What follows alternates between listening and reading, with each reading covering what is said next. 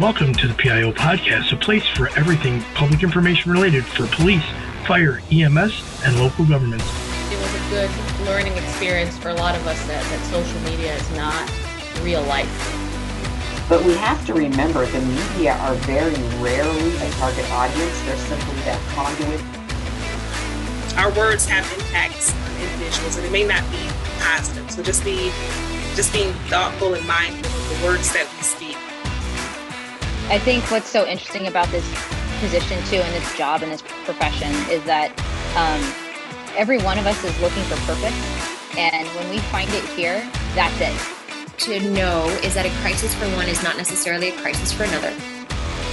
Hello everyone, hope you're enjoying our content. If you would be so kind and click the link at the bottom of today's episode notes, your support in any amount will keep the podcast going. Whatever you can provide will keep the lights on and the podcast growing. So sit back and enjoy today's episode.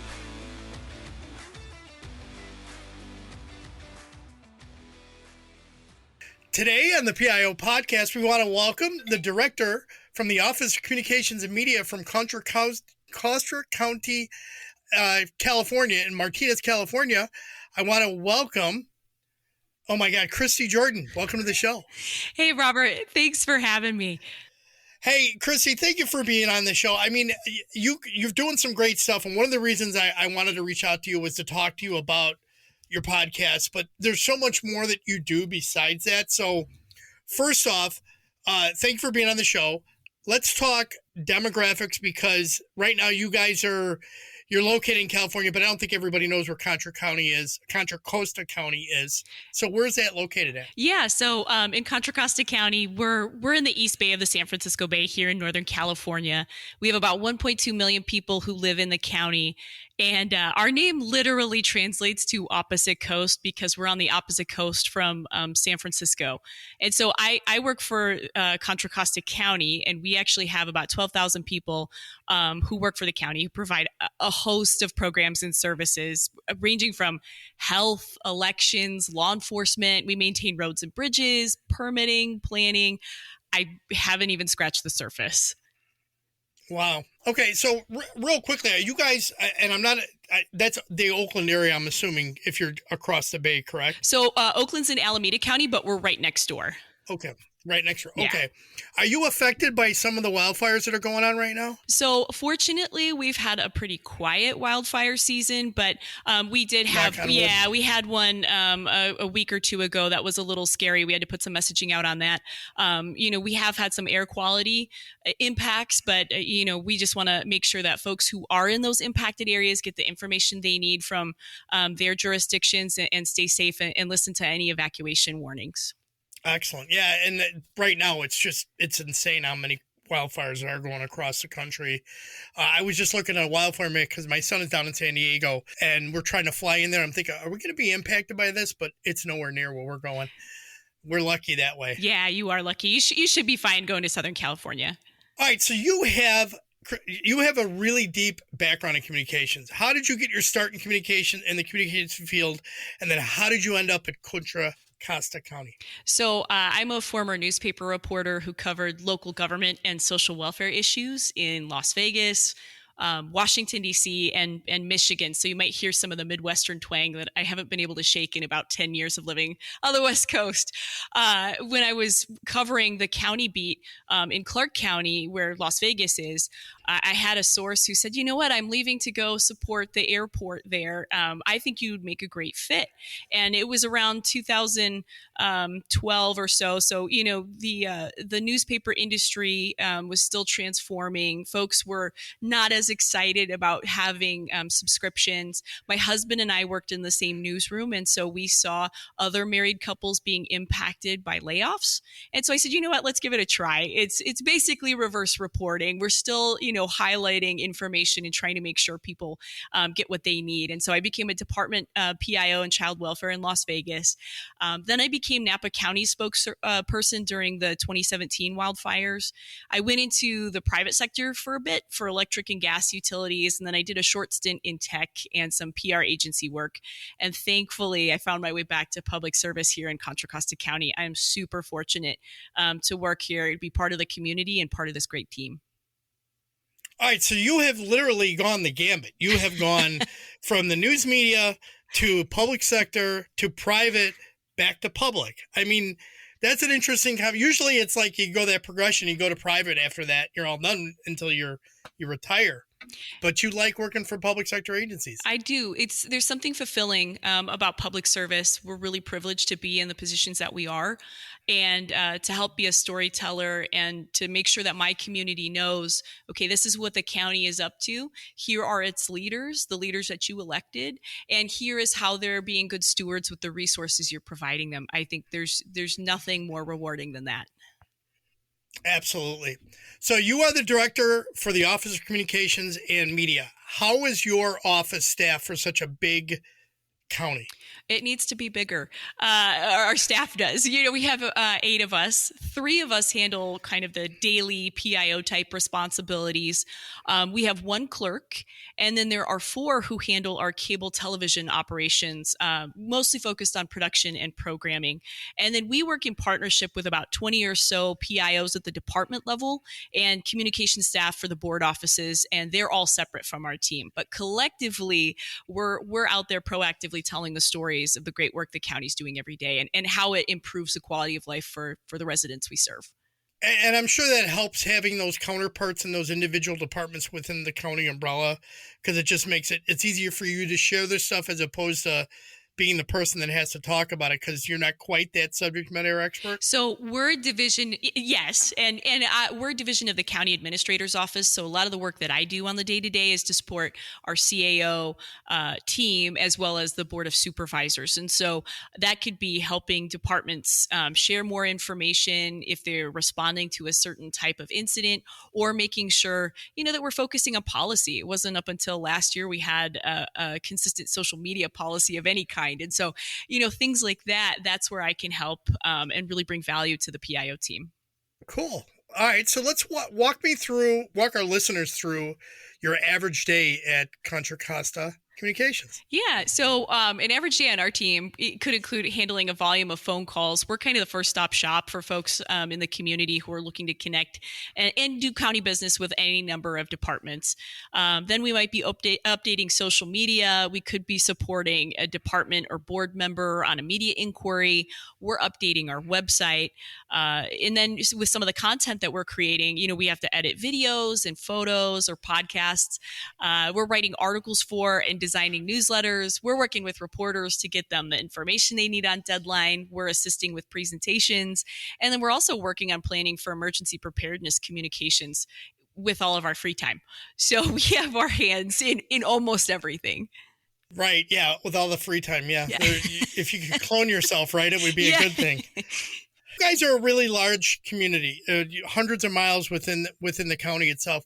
How do you effectively communicate with the community, and what platforms are you using to do that? So for context, we're the 9th most populous county in California. And so communicating effectively looks a lot of different ways depending on what type of information we're trying to provide. But generally speaking, we're working on proactive storytelling. We're sharing information on social media. We do have a few newsletters. Some of our departments and program areas are using Constant Contact. We have a really valuable asset here in Contra Costa Television, otherwise known as CCTV. So we're helping produce, board meetings and other types of commission and committee meetings through the cable television broadcasts. We're also live streaming. And then our most successful social media account here in our community is Nextdoor by far. We have about 600,000 folks who follow that. Then we also do your regular, Twitter or X, how some folks refer to it, Facebook, Instagram, and LinkedIn.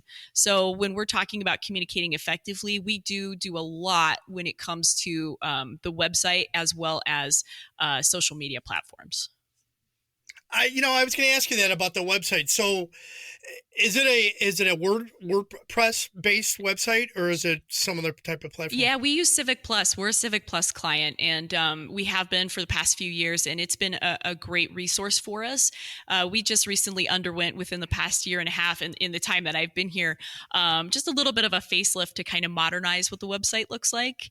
And we've gotten a lot of really great feedback. It's still something that, it's kind of a living, breathing resource for us because we're continually updating it, but there's a lot of miles that folks get out of that website usage. And, I think that's, for many years, agencies they created the website and then they kind of let it sit there. And I think now we're going from pushing people to social media now to, we put it out on social media, but we're trying to draw them back into our website. I think we're seeing more agencies putting a lot more effort into their website to be that place, that one-stop shop for everything. It just, the user friendliness has gotten much better than it used to be. I agree with you. And I also think, here at Contra Costa County, we're really focused on making sure that our services are accessible. Not only are they diverse and equitable and inclusive, but we want to make sure that folks are able to get what they need. So we don't put all of our eggs in the website basket. We don't want to, from an equity standpoint, assume that folks have access to technology and things like that. But it's definitely one of our tools in our toolkit to make sure that we can best serve our customers and our community. All right. So you talked about diversity. Are you running the website with dual language or multiple languages? So we do have the ability to translate on our website, but that's an area of focus that there's room for improvement there. I think, as we learn the community, and especially as a newer leader in my role, trying to make sure that I understand just how diverse our community is something that I'm still working through. I think that we have areas to improve upon every day, and those efforts are underway currently. I will say, from a translation standpoint, we are well equipped to translate into Spanish, and we do that when it comes to our messaging because we want to make sure that the information is reaching the variety of audiences in the ways that they consume the messaging. So when it comes to trying to meet those needs from our community, we're absolutely working to improve that every day. And then we have a really great new department that our Board of Supervisors worked with the community to help create. And so it's the Office of Racial Equity and Social Justice. And those folks, there are 2 co-directors. They're working on ramping up their department. And one of the areas that they'll focus on that we'll all learn from is around communication and making sure that we're doing everything we can with the resources available to us to make sure we're meeting the needs of the community. Right. Yeah. And I'm sure with some of the new AI coming in that's going to be helpful with translation as well. Going into my next question then, it's how has AI influenced you in your communications, if at all? We are so excited about AI here.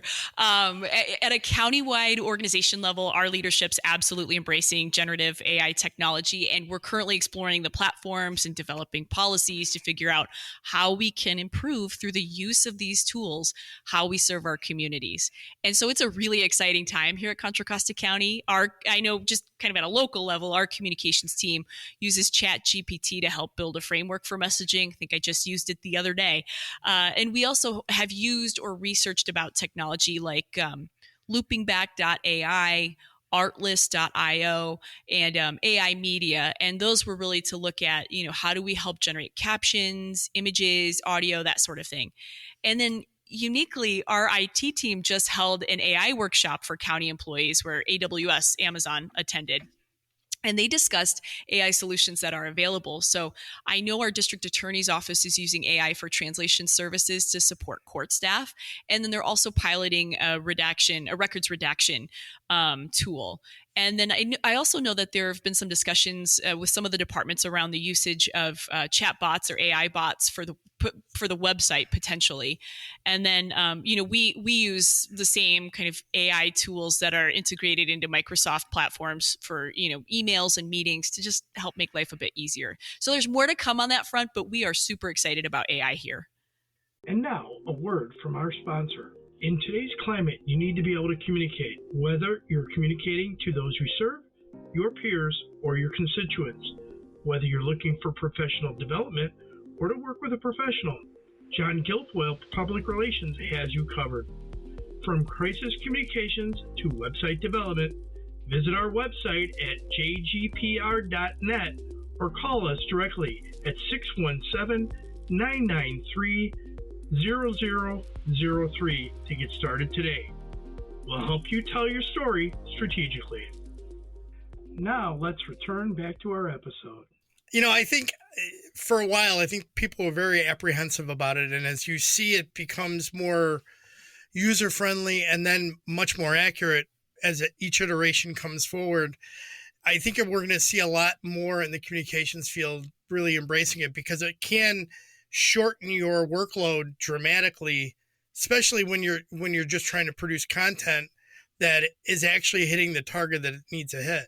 Absolutely. And when you think about all of the aspects of being a PIO that you're working through every day, because we're juggling, the plates are always spinning for all of us.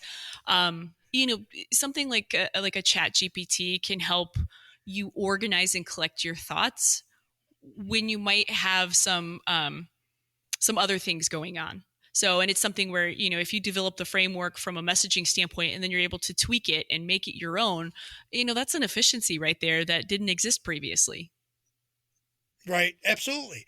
I recently interviewed some researchers that were doing study on public trust, and they just completed their second year study on this, and it's going to continue. What I'm curious about is, how do you and your staff go about building public trust in the community? Trust is a cornerstone for any PIO.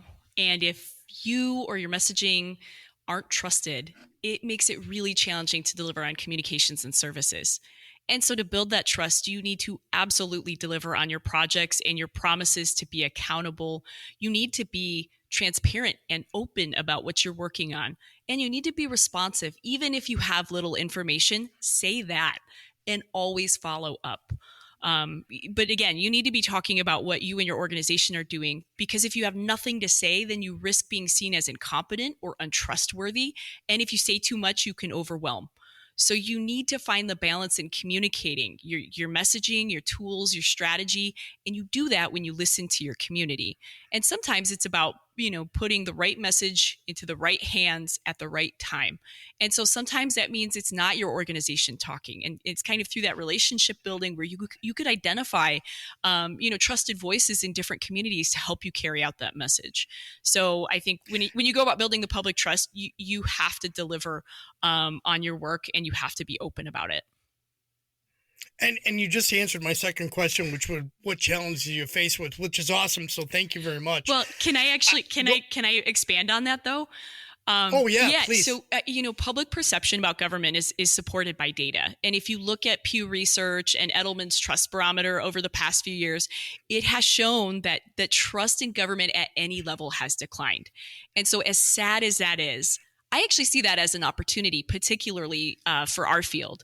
And so we need to be out there as PIOs, either communicating or advocating for communication that builds support from our audiences. And there are communication and information gaps that we can resolve if we're proactive and looped in early enough on issues, so that we're dictating our own narrative rather than someone telling our story for us. And so that encourages transparency, because when we're talking about the decision making, the context that goes into that, the funding for projects, and then we're showing benefit or return on investment, it's an opportunity to educate and humanize with some of the behind the scenes details. So it's a perfect example of answering the question, what's in it for me, with our audiences. And I use public works as an example. So let's say your department's going to go through a road closure project of some kind. You start the storytelling when maybe your board or your council is starting to, discuss the funding, approve the funding for that. Then as a department, you go back and you start communicating with, your community about, okay, this is how you're going to be inconvenienced. This is why we're doing this work. Here's the other route you can take when you're trying to get to work or to school or to the grocery store. And here's when we expect it to be done.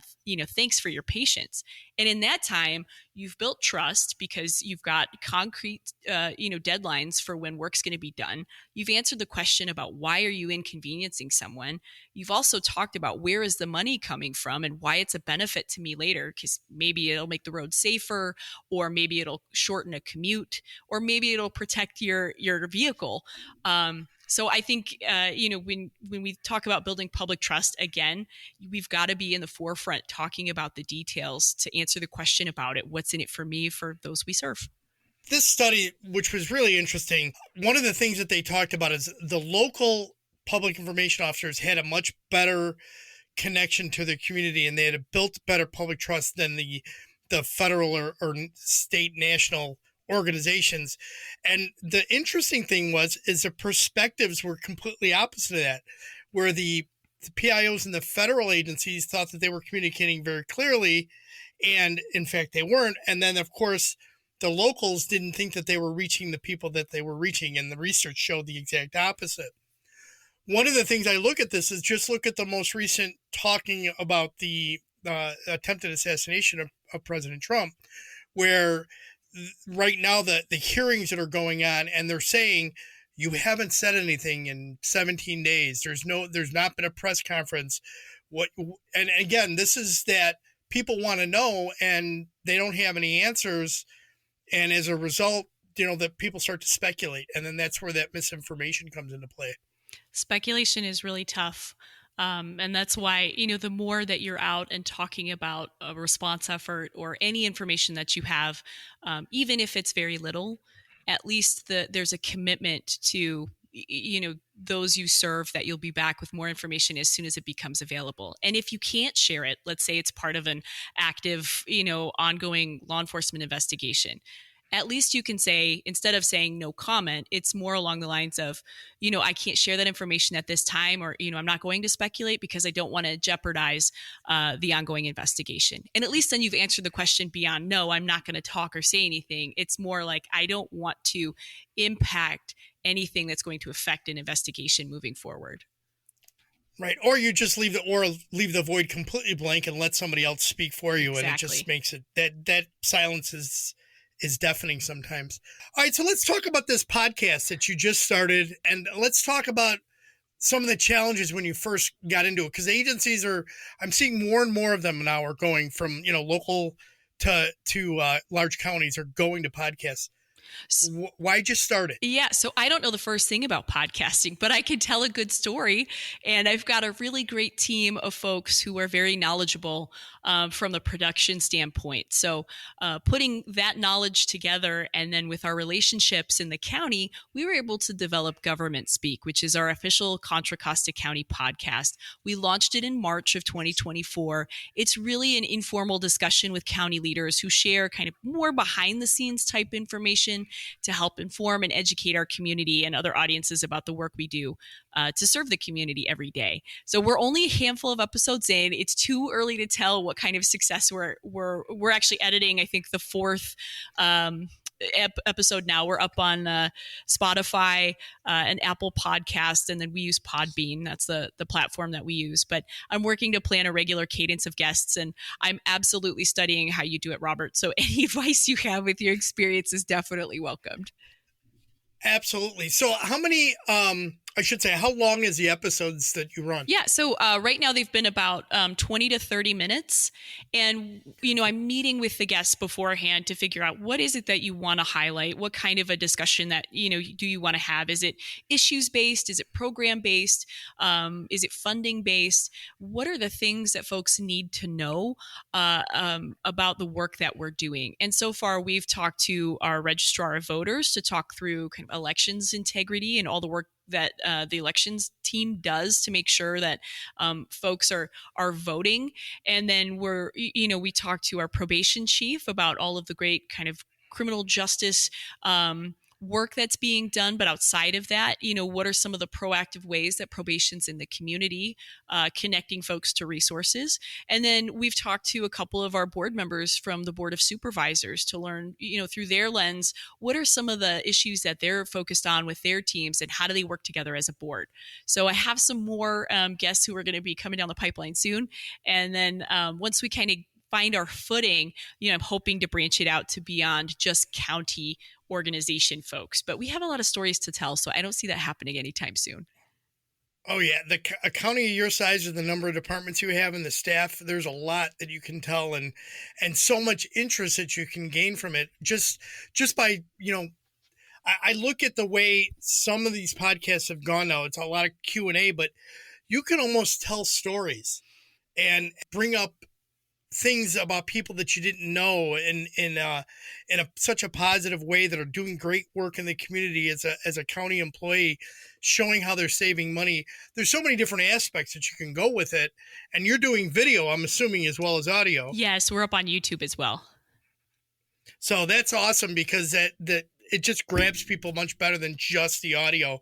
So, awesome job you're doing on that. And I'm sure in the next 6 months when you have more content in there and you have a better idea of how the audience is grasping, what you're giving them and what their interests are, you maybe at some point you're going to want to do some surveying to see what they're interested in doing. And that'll help guide your, who your guests are going to be and start planning your guests out in advance so that you can answer those responses. That's a great idea. It definitely something we'll implement moving forward. I think what's really neat about it too is, you'll often hear us talking about programs and services, but it's people who are actually making those things happen for those in our community. And so trying to humanize them, I have stories of people who've started at the county, 40 years ago, and they're still here. So finding out, and they've worked their way up. So kind of finding out what is it that brings you back every day.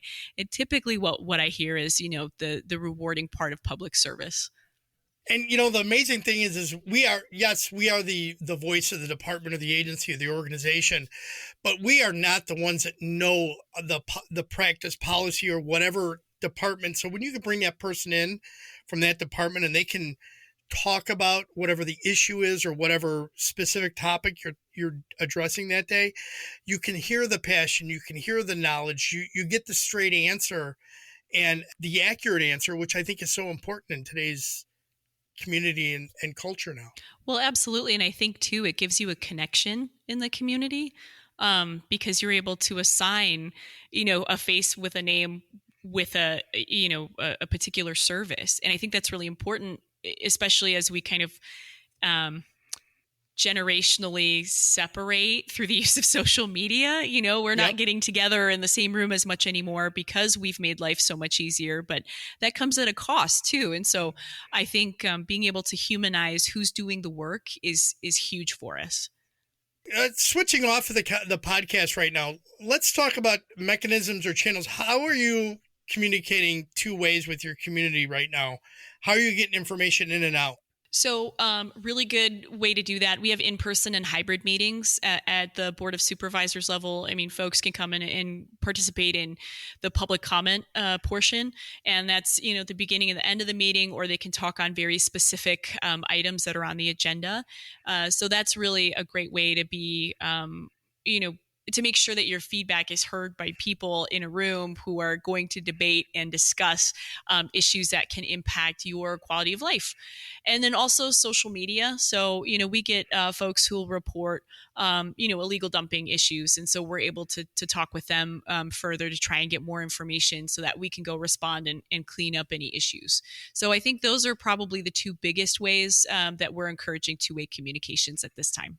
It's always good when you hear that people are going back and forth, because when I hear agencies say we don't want to have the comments on or we don't want to have messaging on, I think they're losing out on so much that they could be learning about their community. Absolutely. All right. So are there metrics or indicators that you use to evaluate the success of your communications initiatives? Yeah, so I think anytime you can look at data, so you have website metrics, heat maps that show a person's behavior when they're on your website, social media impressions. I mean, data is very valuable for informed decision making. But anecdotally, when people you serve are carrying your message for you, that's huge because it validates that your messaging and your approach to communications is well received. And an example of this in my career, in 2017, I was Napa County's public information officer. And so we had massive wildfires that were surrounding 3 sides of the county and also impacting some of our neighboring jurisdictions as well.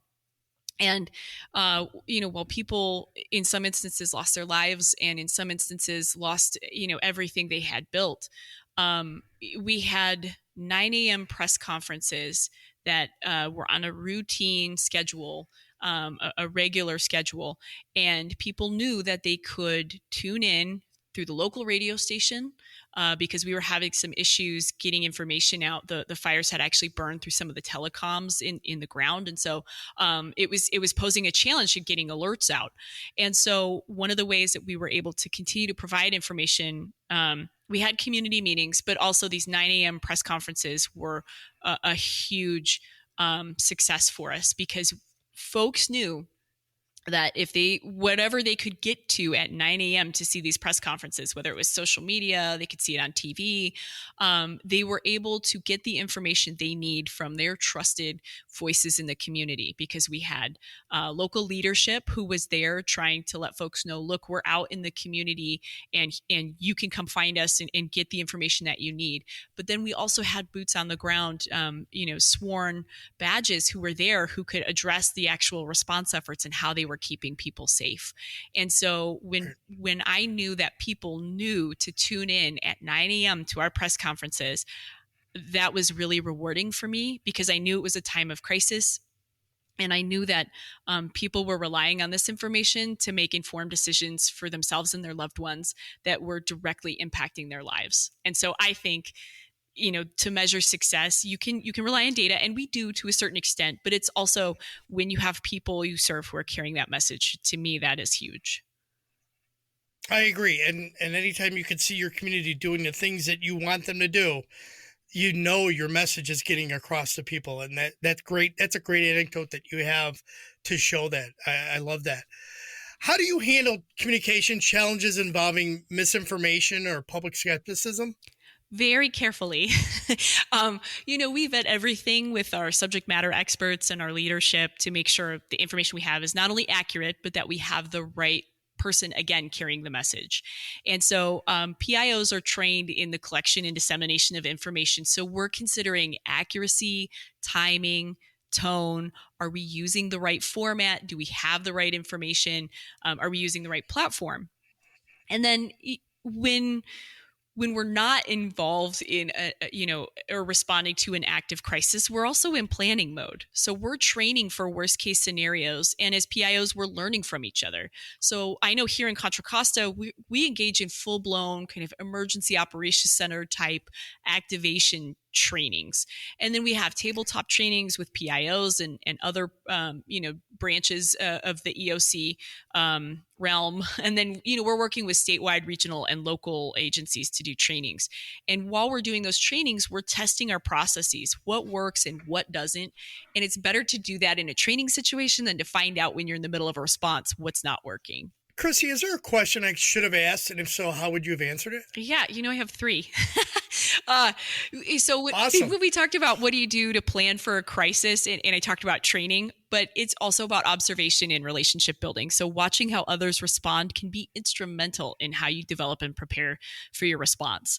And so if I if I had to make an elevator pitch on why be a PIO. Thank you. Yeah, we are so fortunate to do this work, and how privileged are we to be able to interact with the communities we serve, to tell stories all day long, and to be the trusted voices of our organizations. I will never grow tired of this work, regardless of how stressful it can be sometimes. But along those lines, self-care is huge. So make sure you drink the water, you rest, you get your sleep, you take care of yourself. We respond to some incredibly intense situations, and I know that there's more that I could be doing to take care of myself to recover from these moments. So I hope that you do too. Excellent. That's awesome. I appreciate you bringing those up. Did you have a third one, or was that all 3? That was all 3. It's kind of like, what do you plan for a crisis? Why be a PIO, and self-care? Those are the ones that I really love. So. All right, I'm going to throw one more at you. What advice would you have somebody that wants to become a public information officer? What should they do? I think join industry groups. So here in California, we have CAPIO, the California Association of Public Information Officers. That's a very valuable resource. There are also national groups as well. Get to know reporters in your community, the ones who are covering, whatever beat or agency that you're responsible for communicating about. Make sure you learn what's of interest to them. Press releases are fine. They serve a purpose. But as a former reporter, I know that the stories that I was pursuing were the ones that I had relationships with sources, and they were pitching me or I was pitching them. So it can be part of your strategy, but knowing the reporters. I think studying something like communications, journalism, public relations, you'll get a different type of experience with each one of those. And then follow news outlets. Don't just rely on social media, although that can be a good resource for you. You're going to have to comb through what's accurate and, some of the misinformation.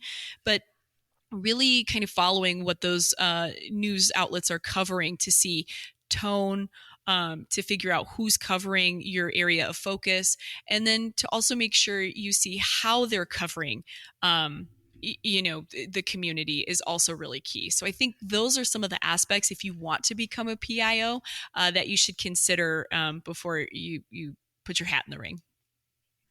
Awesome. Thank you very much, Kristi. All right, change it up. Rapid fire. Okay. You ready? Yes. Texting or talking? Talking. Chocolate or vanilla? Absolutely chocolate. Coffee, tea, or energy drink? Coffee. Adult drink of choice? Bubbles or sparkling wine. What would be your superpower if you could have one? PIOs try to anticipate, so I'll go with mind reader or knowing the future. Ask permission or beg for forgiveness? Beg for forgiveness. PIO way. Yeah. What place do you most want to travel to? Hawaii. What's your favorite way to relax after a long day? Spending time with my family watching basketball or hockey. Are you a Caitlin Clark fan? I am, but we are huge Golden State Warriors fans over here. So basketball, absolutely. But watching Caitlin Clark's rise and what she's doing to bring awareness to WNBA is amazing. But I'm also a big Asia Wilson fan. So she's good too. Awesome. Who would you choose if you could have coffee with any historical figure, alive or dead? So this would be on the sports front, Steph Curry, but would probably be popcorn instead of coffee. And then Steve Yzerman, who's my beloved Detroit Red Wings captain. Awesome. Yeah. Awesome. Final thoughts. What key points would you like our listeners to take from today's interview? If no one listened to anything else we talked about today, I would say get in front of bad news. Err on the side of transparency and accountability to build trust, message with the audience in mind, and humanize your efforts. Awesome. Great way to sum that up. As we wrap this up, is there a piece of wisdom or a motto that you live by? No surprises. Over communicate with your leadership and keep them in the loop on everything. Oh my God, the no surprises one. That's a great one. I love that. Kristi, how can people best reach out to you if they want to connect or follow up? So I think LinkedIn is probably the best way. I'm Kristi Jourdan on there. You can email me at kristi.jourdan@contracostatv.org, or you can add me on Twitter too. Awesome. Awesome. Kristi, thank you very much. And that is Kristi Jourdan. She's the Director of Communications Director of the Office of Communications and Media from Contra Costa County in Martinez, California. Thanks, Robert, for having me. Thank you for being here. That's all for this week. We hope you enjoyed this episode. Thank you for listening. Be sure to subscribe to the podcast to get notified on the latest episode. If you are listening on a platform that allows you to leave a review, please give us a review. Any review is appreciated. To support our efforts with the PIO podcast, you can click on the support button in the show notes, and any donation is appreciated. Thank you.